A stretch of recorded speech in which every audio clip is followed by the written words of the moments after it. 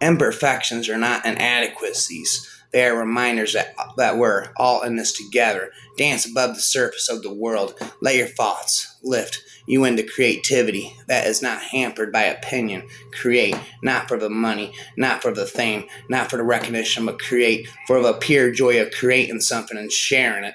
Pointlessness, politeness, is the first thing people lose once they get the power. I got the power, nurse. I'm speaking forever. You don't write a novel out of sheer pity and more than you blow a safe out of a vague longing to be rich. A certain ruthlessness and a sense of alienation from society is as essential to creative writing as it is to armed robbery. All worries are less with wine. And when I used to teach creative writing, I would tell the students to make their characters want something right away, even if it's only a glass of water. Characters paralyzed by the meaninglessness of modern life still have to drink water from time to time. The job of feats is walking, but their hobby is dancing. Take care of your costume, and your confidence will take care of itself.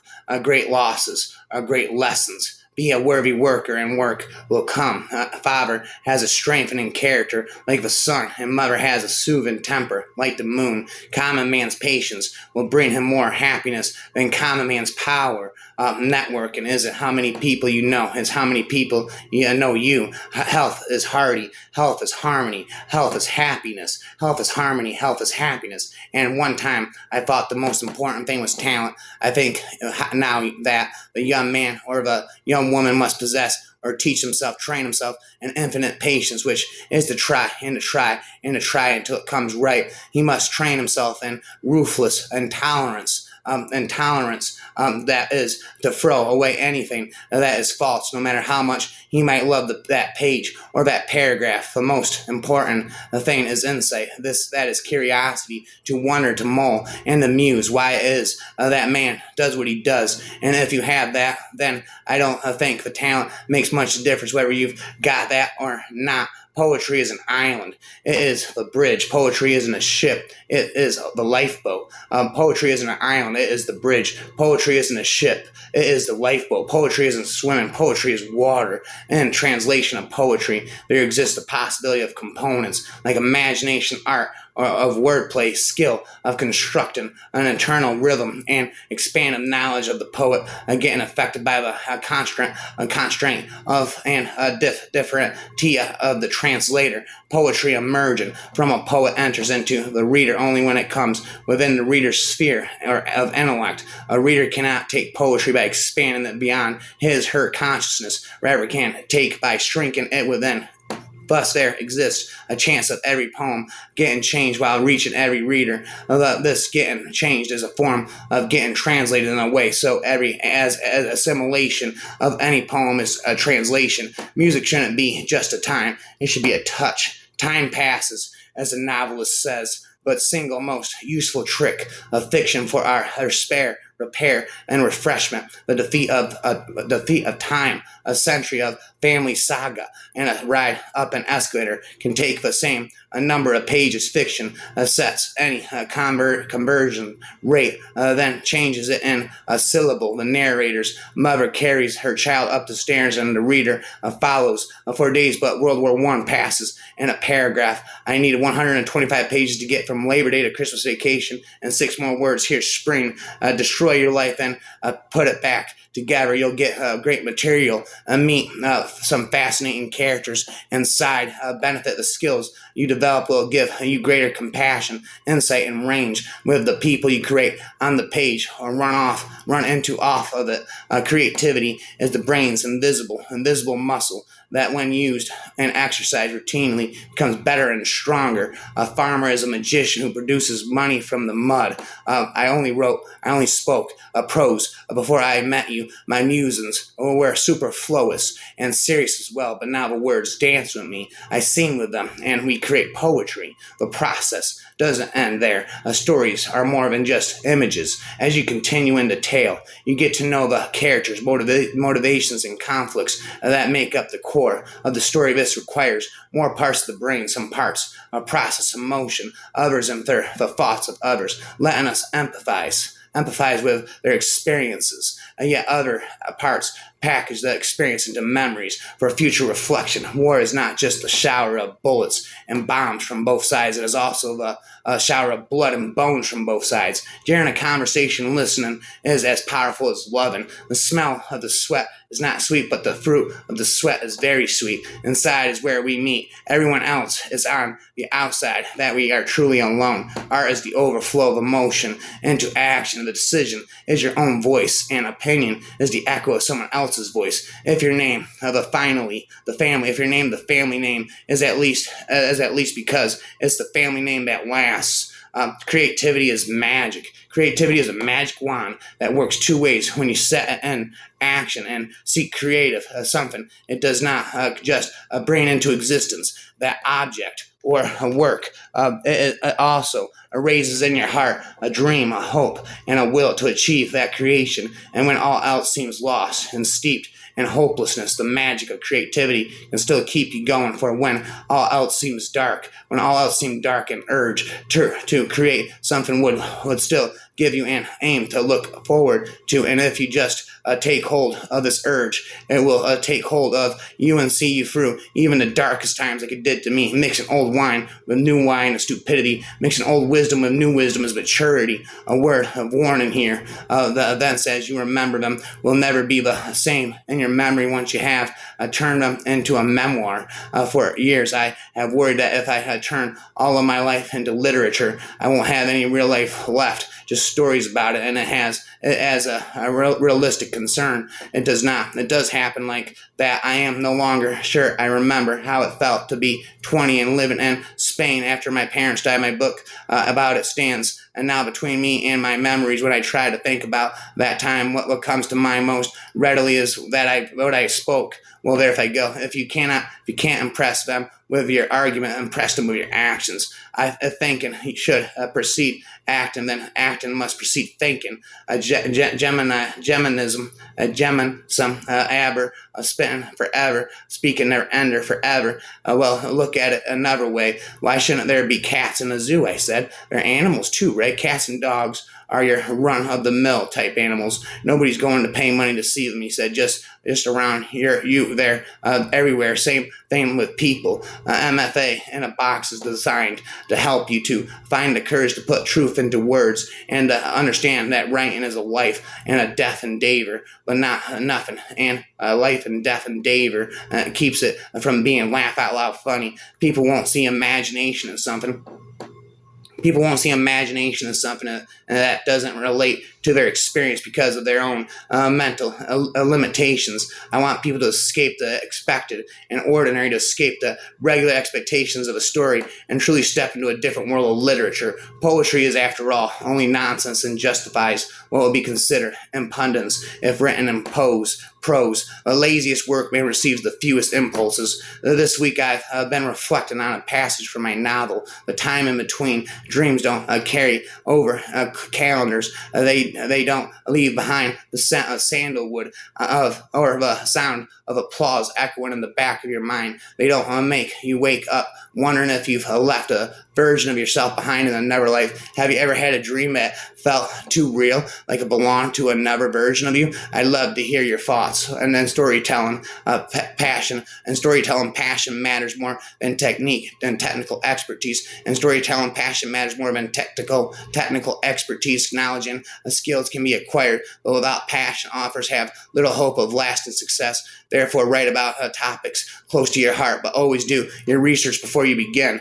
Self-doubt is everything. Self-doubt is every writer's nemesis. While healthy and moderation unchecked, self-doubt can lead to procrastination, crippling perfectionism, and ultimately failure. If you're drawn to storytelling, you already have the precious spark of creativity. What's holding you back is a lack of knowledge and confidence in your abilities. Trust your story, never give up hope, and let your creative flame burn bright. Don't let anything discourage or demotivate you. Your spark of creativity is precious, and no one can extinguish it. Own it, cherish it, and never let it go. A powerful approach is what I call a golden triangle of storytelling, a mental space where curiosity, empathy, and imagination intersect. Storytelling is both an art and a science of sharing every grip and story, regardless of whether romance, family saga, mystery, fantasy, or science fiction, is fundamentally about human connection or the absence of thereof. The elusive quality we call talent has minimal impact on your choices, chances of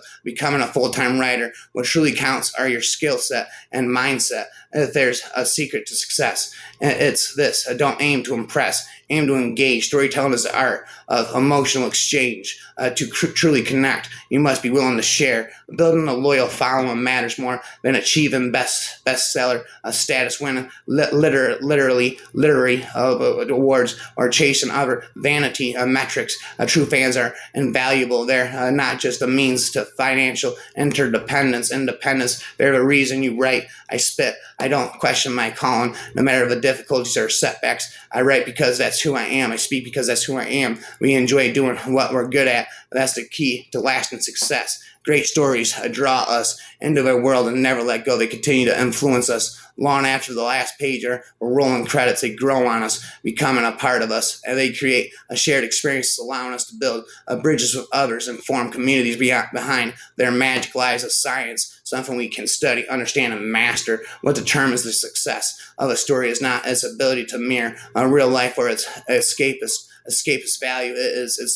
Its power to illuminate specific aspects of the human experience in an engaging way. Ultimately, the main goal of storytelling is to create shared emotional experiences. AI is an abomination of creativity. There are two types of writers: those who live to write and those who write to live. I write for those who love the sound of words stretching across cultures. Only fiction can lend a scope for a full play of life. If you don't impose limits of norm, every blood vessel is creation duct.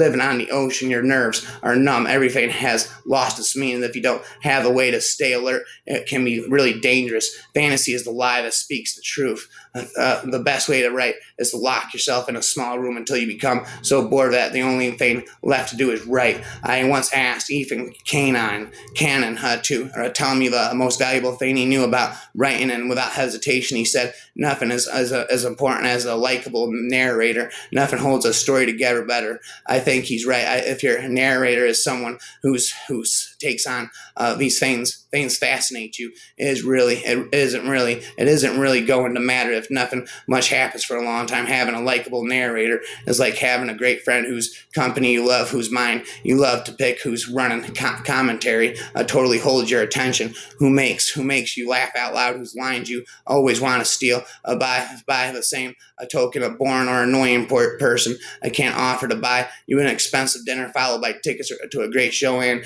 honestly, you'd rather stay home and watch the aspect set.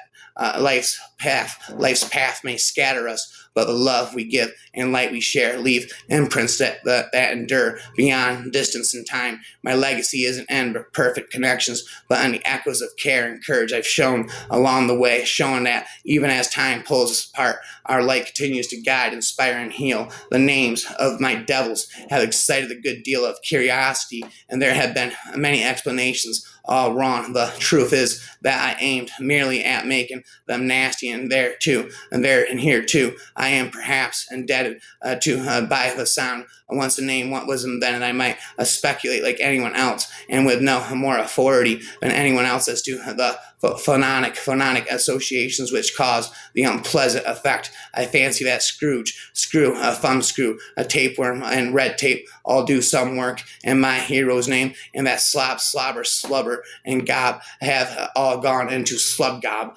Focus on what truly matters. Strive to achieve more by doing less. The act of creating and sharing stories should bring you enthusiasm, joy, and a sense of purpose, not frustration, dread, or self-doubt. Your aim shouldn't be simply to produce marketable products. You should strive to tell stories that genuinely resonate with readers, creating characters and narratives that they'll cherish and return to time and again. The most impactful stories are authentic. They stem from genuine human experiences, not from a mechanical adherence to formulas and plot templates. Don't settle for mediocrity. Aim for authenticity. Stories aren't lies. They are integral to our search for truth and meaning. Our species has been trying trying to make sense of the world through stories since the dawn of mankind. What is curiosity, if not our thirst for truth? Whether the story is real or imaginary, we seek the truth within it, hoping to learn something relevant to our own lives. Tropes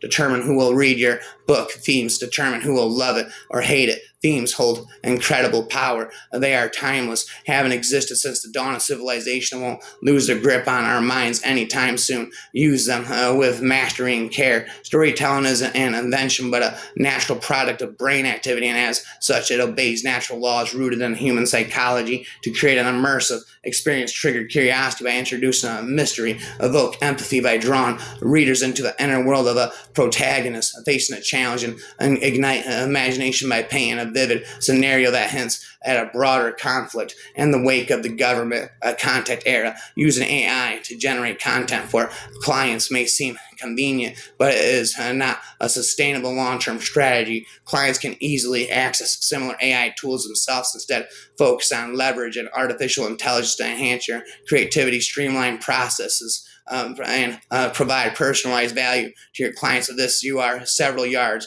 ahead of the packs out there, and your result will be massive. Speaking forever. At night, creativity blooms like a mirage. At night, creativity blooms like a mirage. When in doubt, be braver. Genius writers write simple. Garbage writers write fancy. You'll know when you get there. For now, just keep typing.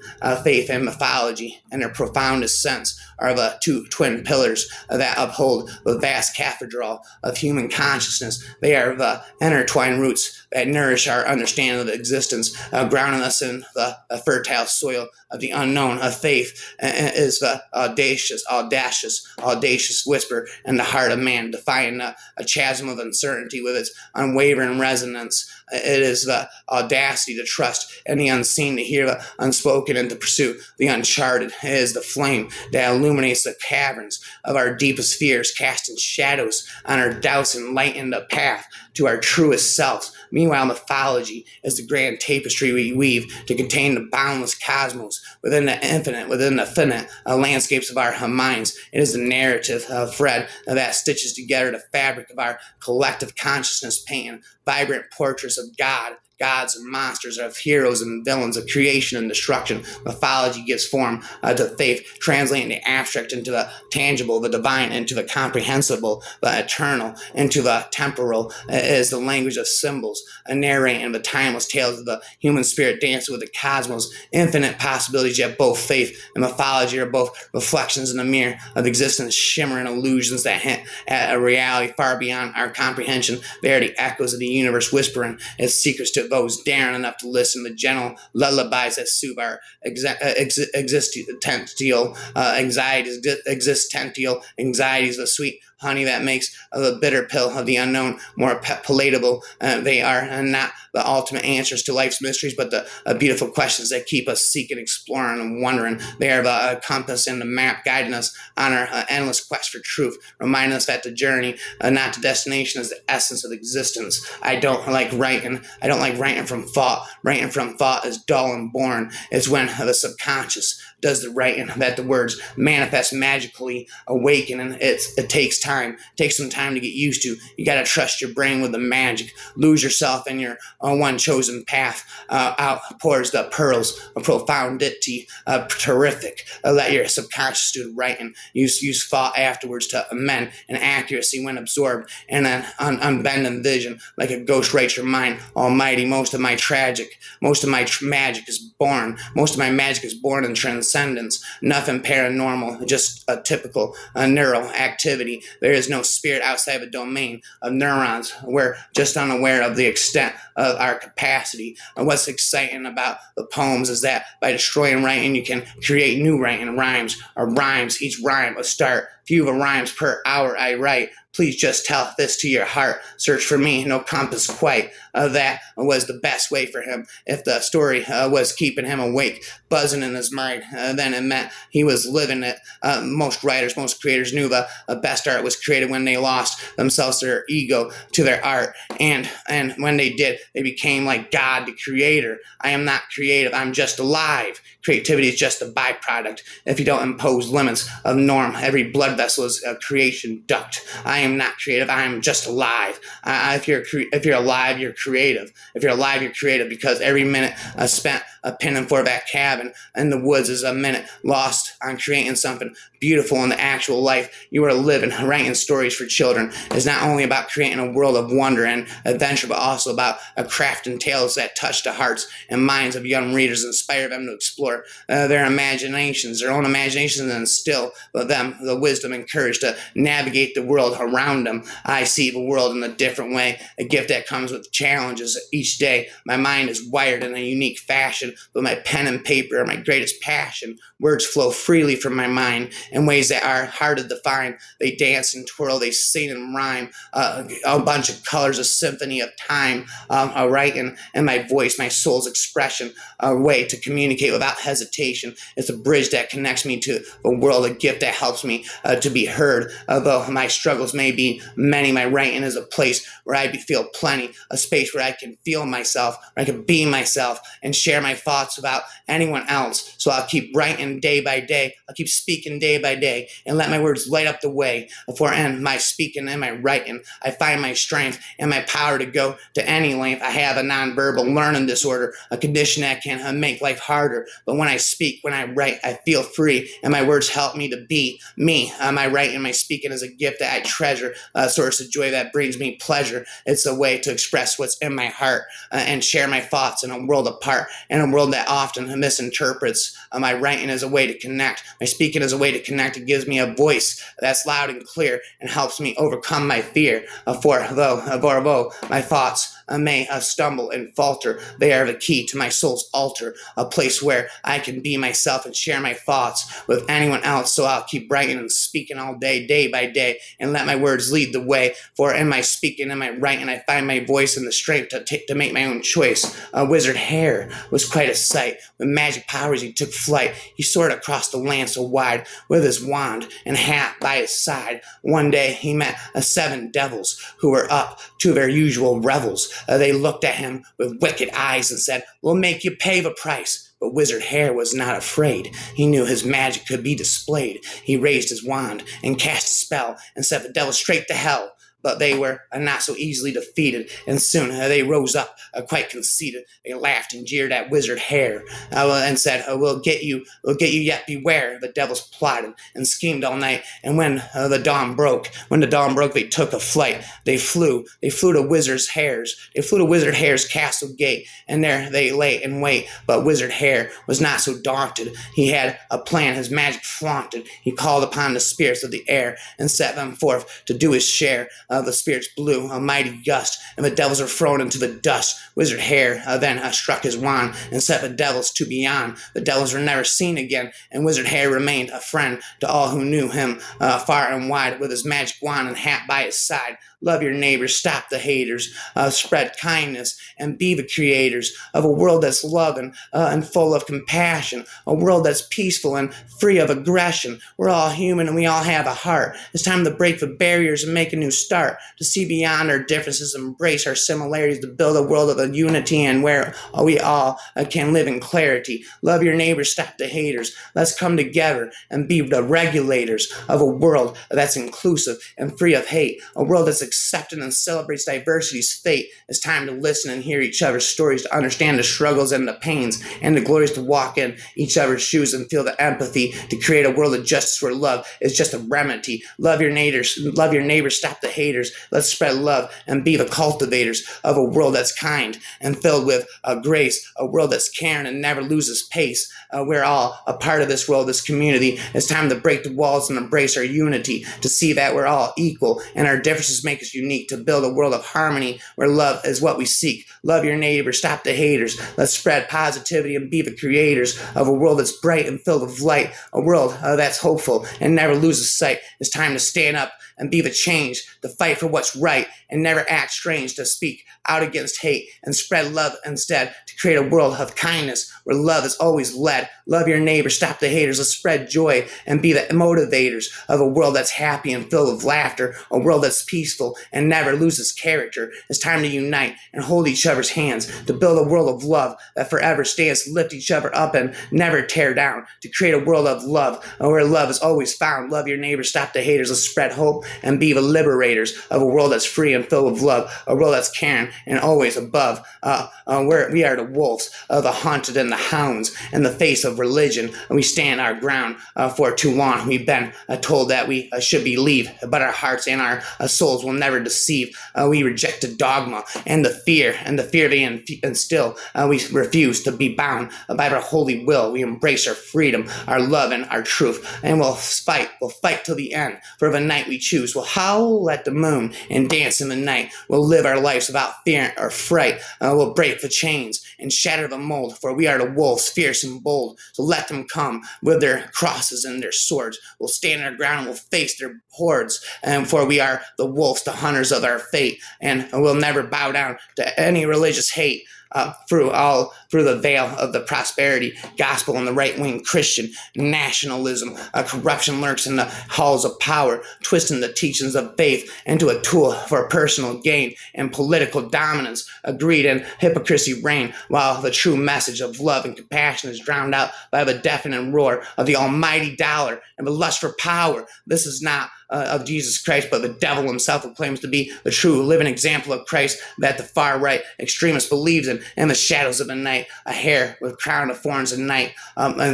In the shadows of the night, a hare with crown of thorns in sight, with eyes that gleam with wicked might, and fur as black as dark as night. Its presence brings a hush of fear, for in its awake, destruction's near. Its very breath of fret severe, a harbinger of doom and fear. Oh, how it reveals in its power this beast that comes in darkest hour with every step and makes us cower as we succumb to his demonic power. And its crown forms a symbol of pain, a sign of suffering and loss and gain, a testament to his unholy reign, a ruler of darkness, a leader of the insane. We bow before this wicked hair as it leads us into a world of despair, a world where evil reigns supreme and nothing is as it seems. And so let us revel in this darkness and embrace the hair's demonic starkness, for in its wake we find our bliss, and all that's good is swallowed by the abyss. Once more I choose my heavy eyes, my dreadful fate. I cannot disguise the darkness of my loneliness, but strangling me in its abyss. My hollow heart is aching so, and it's growing ever colder. I know my blighted soul lies still and numb in the deep and silent tomb. My hopes are at once soaring like an eagle, have perished in the frozen gale. No one hears my silent cries, echoing amidst these solemn skies. The wintry storms that rage around have shattered all that I have found. As I drift away in mournful grief, my hopelessness consumes me like a thief. For some poets that the night is the perfect sphere of when pen and paper in hand they come to die in agony and be born again healed. I open the drawer where I keep old things and tokens. I looked over some hand watches with dead batteries and frozen times, watches gifted to me over the years by teachers or friends, commending my accomplishments and respect for time. It never occurred to me, nor to me then, that the time would die in a heart attack and cease to matter. The day my homeland was occupied and destroyed, the day plunders in collaboration with thieves at home would burn and destroy everything beautiful. And ever since I refused to wear hand watches, I vowed not to wear a hand watch until my people retrieve their time and dignity. And when that happens, time will not matter, for I will then turn into a butterfly, a sparrow, a daffodil, an orange, or perhaps an apricot, a blossom on a branch. I will turn into a spring of water flowing beyond time and time. And in the same drawer, I found pens that have run out of ink, looking now like mummified corpses at a moment of despair. A strong moment, a strong feeling struck me like a lightning, leaving me with a frightening question. What if this is a wound no time can heal, a cause that no ink can receive, can revive? Rhymes all day and all night. I'm the creative expert writer, all right? Truth, trust the creative process. You are a walking, a breathing mass of possibilities and potential. What do we mean when we say a survivor? Maybe a survivor is the last one to come home, the final monarch that lands on a branch already weighted by ghosts. France always remembered what that kind teacher told her. You know, Francie, a lot of people would think that these stories that you're making up all the time were terrible lies because they are not the truth. As people see the truth in the future, when something comes up, you tell exactly how it happened, but write down for yourself the way you think it should have happened. Tell the truth and write the story. Then you won't get mixed up. Rub a dub, dub a dub, dub, dub a dub, no, no, no, no, no, no, no, again and again. The echoes in my head begin to speak. The creative writing again. I'm a creative writer expert. I sit there speaking and writing again. She often found herself caught in a rapture for minutes at a time, sometimes longer, but someone observed that she was never enraptured while she was cooking breakfast. If she were, she might burn it. Eternity can dovetail into our practical lives. It's possible for us to manage the toast and the rapture. I'm the creative writer, speaker forever.